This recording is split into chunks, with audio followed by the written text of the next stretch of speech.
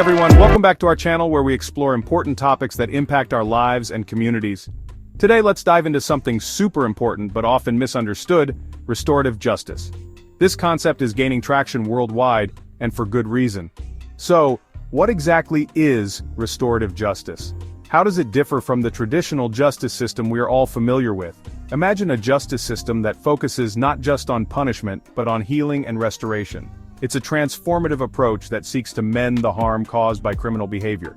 It's about bringing together the victim, the offender, and the community to find a solution that promotes repair and reconciliation. This collaborative process aims to address the needs of all parties involved.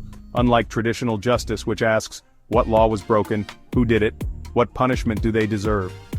Restorative justice shifts the focus to more human-centered questions. Restorative justice asks, who has been hurt? What are their needs? Whose obligations are these? This approach emphasizes empathy, understanding, and mutual respect. Let's break it down a bit more. The process typically begins with a facilitated meeting, often referred to as a restorative circle or conference. In this setting, everyone involved in the incident gets to tell their story. This open dialogue is crucial for understanding the full impact of the offense. Here, everyone involved in the incident gets to tell their story. The victim shares their experience and the emotional toll the incident has taken on them. The victim explains how they've been affected, providing a personal perspective that is often overlooked in traditional justice systems. The offender gets a chance to understand the impact of their actions and take responsibility. This moment of realization can be a turning point for many offenders. This process can be incredibly powerful and emotional. It allows for genuine expressions of remorse and the possibility of forgiveness. Now you might be wondering, does it work? Is this approach effective in reducing crime and helping victims heal? Well, studies have shown that restorative justice can reduce repeat offenses, and victims report higher satisfaction compared to traditional justice processes. This is because it addresses the root causes of the behavior and promotes genuine rehabilitation. It's about creating a dialogue, not just a verdict. This dialogue fosters understanding and paves the way for meaningful change. But it's not just about serious crimes. Restorative practices can be applied in various settings to resolve conflicts and build stronger relationships. Restorative practices can be used in schools, workplaces, and communities to resolve conflicts and build stronger relationships. These practices encourage open communication and mutual respect.